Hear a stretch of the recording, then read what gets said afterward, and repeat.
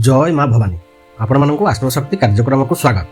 बृहस्पति महाग्रह जी हेउछंती ग्रह जगतर सबुठारु अधिक शुभ ग्रह एवं तांकर आशीर्वाद बिना कौनसी व्यक्ति ऊपर स्तर को जाई पारि नथाए बा उन्नतिर चरम सीमार पहुंची पारि नथाए। मे 1 तारिखरु गोटे वर्ष जाए वृष राशि को चलन करिवे एवं सही स्थान रे अवस्थान करिवे। बृहस्पति महाग्रहंकर वृष राशि रे अवस्थान मेषरु मीन राशि व्यक्तिविशेष मानक कौन फल प्रदान करिवो आमे माने सही विषय रे आलोचना करूछे।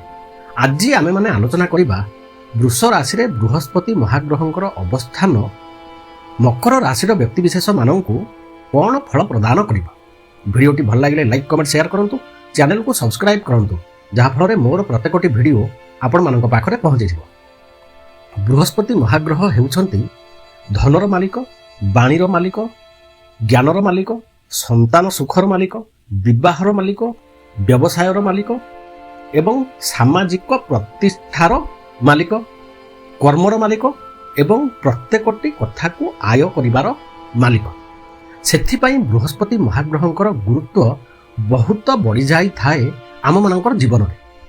कारण यही सबु कथा गुड़िक जदि आमे माने आम जीवन में पाई न पारंती ताहेले जीवन में आमे माने सुखरे रही पारि नथांती। बृहस्पति महाग्रह हेउछंती ऐश्वर्यर मालिक। सीए वृष राशि रे जहार अधिपति शुक्र महाग्रह जी हेउछंती माँ लक्ष्मींकर प्रतीक बा अन्य भाषारे धनर प्रतीक सेही भावरे अवस्थान करिवे। धनर मालिक बा लक्ष्मींकर प्रतीक शुक्र महाग्रहंकर घरे धनर मालिक, ऐश्वर्यर मालिक, ज्ञानर मालिक, कर्मर मालिक, आयर मालिक कर अवस्थान बहुत शुभ फल मध्य प्रदान करने जाउछि। मेषरु मीन राशि व्यक्ति विशेष मानक मकर राशि पाई बृहस्पति महाग्रहंकर एही अवस्थान पंचम भाव रे हेउथिबा जोगु एहा एक बहुत शुभ समय मकर राशि व्यक्ति विशेष मानक पाई। कारण पंचम भाव रे बृहस्पति महाग्रह बहुत शुभ फल प्रदान करिथांती। आमे माने बृहस्पति महाग्रहंकर शुभ फल मकर राशि को कौन मिलिबो से विषय रे आलोचना करिबा पूर्वरु प्रथमे आउ तीनोटी ग्रहंक उपरे आलोचना करिबा जेउ माने बहुत अधिक समय गोटे राशि रे रही थांती, जहा फल रे सेमानक द्वारा आमे माने बहुत मात्रा रे प्रभावित होई थांती। सेही तीनोटी ग्रह हेले शनि महाग्रह, राहु महाग्रह एवं केतु महाग्रह। शनि महाग्रह मकर राशि व्यक्ति विशेष मानक पई द्वितीय भाव रे धन भाव रे कुंभ राशि रे तांकर मूल त्रिकोण रे अवस्थान करिवे। शनि महाग्रहंकर द्वितीय अवस्थान सेतेटा शुभ कारक नहेले मध्य तांकर निजर मूल त्रिकोण रे अवस्थान करिथिबा जोगु एवं मकर राशि अधिपति ग्रह होइथिबा जोगु शनि महाग्रह मकर राशि व्यक्ति विशेष मानक पई धन आयर रास्ता खोली देबे, धन को पाइबार रास्ता खोली देबे।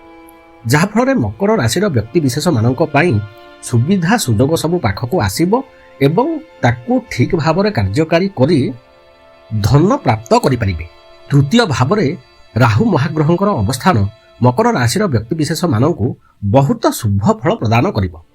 पराक्रम वृद्धि हेबो, साहस वृद्धि हेबो, नकरी पारुथिबा काम सबुकु करिबाकू लागिबे, उत्साह बढ़िबो, जहा फल रे सफलतार मात्रा मध्य बहुत परिमाण रे बढ़ि जिवो।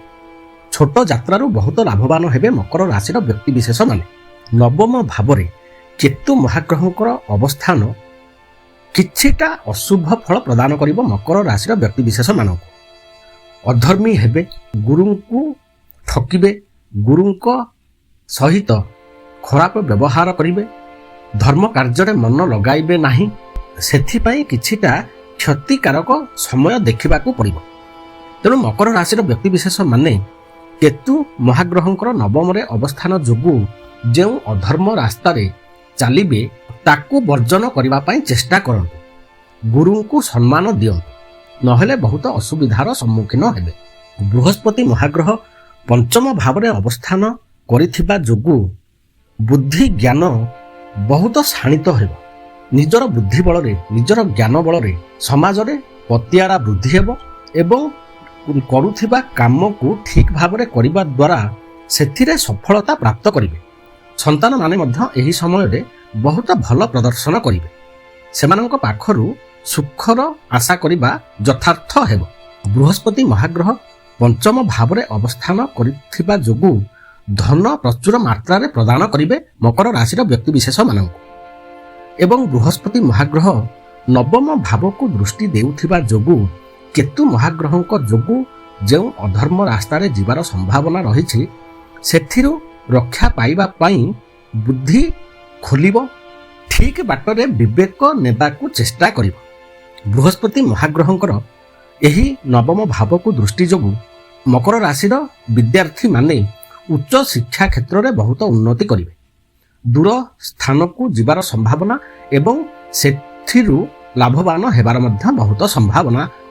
ବୃହସ୍ପତି ମହାଗ୍ରହ ଏକାଦଶ ଭାବକୁ ଦୃଷ୍ଟି ଦେଉଥିବା ଯୋଗୁଁ ସୁବିଧା ସୁଯୋଗ ସବୁ ପାଖକୁ ଆସିବାକୁ ଲାଗିବ, ଧନ ପାଖକୁ ଆସିବ, ଆୟର ସ୍ରୋତ ଖୋଲିଯିବ ମକର ରାଶିର ବ୍ୟକ୍ତିବିଶେଷମାନଙ୍କ ପାଇଁ।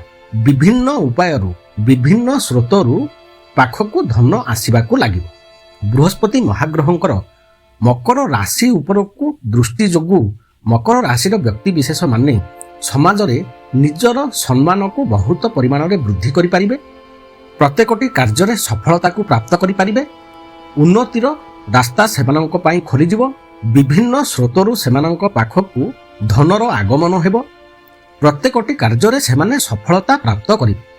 ମକର ରାଶିର ବ୍ୟକ୍ତିବିଶେଷମାନେ ଯେଉଁ ଦୁଃଖ କଷ୍ଟର ସମୟ ଭୋଗ କରୁଥିଲେ ସେଥିରୁ ରକ୍ଷା ପାଇବାର ସମୟ ଆସି ସାରିଲାଣି। ଏହି ବୃହସ୍ପତି ମହାଗ୍ରହଙ୍କର ଚଳନ ସେହି ଶୁଭ ସମୟକୁ ବହୁତ ପରିମାଣରେ ବଢ଼ାଇ ମକର ରାଶିର ବ୍ୟକ୍ତିବିଶେଷମାନଙ୍କୁ ଦୁଃଖ କଷ୍ଟରୁ ବାହାର କରି ସଫଳତା ପ୍ରଦାନ କରିବ। ମକର ରାଶିର ବ୍ୟକ୍ତିବିଶେଷମାନେ କ'ଣ ଉପାୟ ପ୍ରତିକାର କରିବେ ଯାହାଫଳରେ ଏହି ଶୁଭ ଫଳକୁ ବହୁତ ଅଧିକ ପରିମାଣରେ ବଢ଼ାଇ ପାରିବେ, ସେ ସବୁ ବିଷୟରେ ଆମେମାନେ 12ଟି ଯାକ ରାଶି ଉପରେ ଆଲୋଚନା କରିସାରିଲା ପରେ ଆଲୋଚନା କରିବା। ଭିଡ଼ିଓଟି ଭଲ ଲାଗିଲେ ଲାଇକ୍, କମେଣ୍ଟ, ସେୟାର କରନ୍ତୁ, ଚ୍ୟାନେଲକୁ ସବସ୍କ୍ରାଇବ୍ କରନ୍ତୁ, ଯାହାଫଳରେ ମୋର ପ୍ରତ୍ୟେକଟି ଭିଡ଼ିଓ ଆପଣମାନଙ୍କ ପାଖରେ ପହଞ୍ଚିଯିବ। ନମସ୍କାର।